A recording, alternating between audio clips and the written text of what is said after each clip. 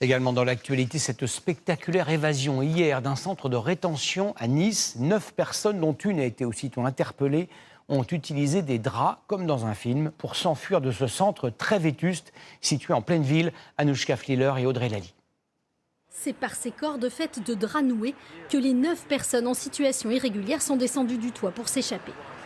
Il est 19h hier, l'heure du repas au réfectoire dans ce centre de rétention administrative.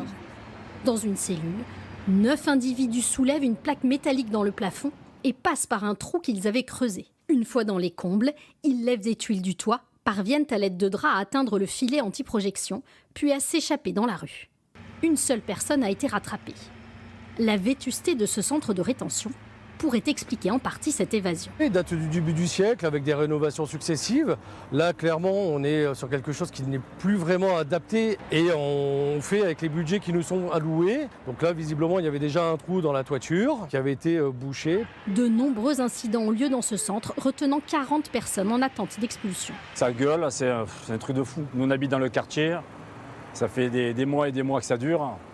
Il y a des gens qui se mettent devant le portail là-bas et puis ils sont en train de correspondre les uns avec les autres. Moi, je ne suis pas étonné.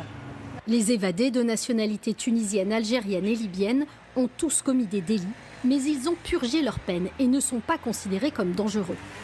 Depuis 2 ans en France, les autorités ont décidé de placer en priorité dans les centres de rétention des personnes sortant de prison et la durée de rétention s'est allongée. On a de plus en plus d'étrangers qui sont en situation irrégulière, qui sont passés donc par la case prison. On les récupère derrière. C'est pas si simple que ça de les faire rentrer dans leur pays d'origine. Pourquoi ? Parce que bien souvent, ces pays-là ne sont pas enclins, bien entendu, à les récupérer. Ce n'est pas la première évasion d'un centre de rétention administrative cette année.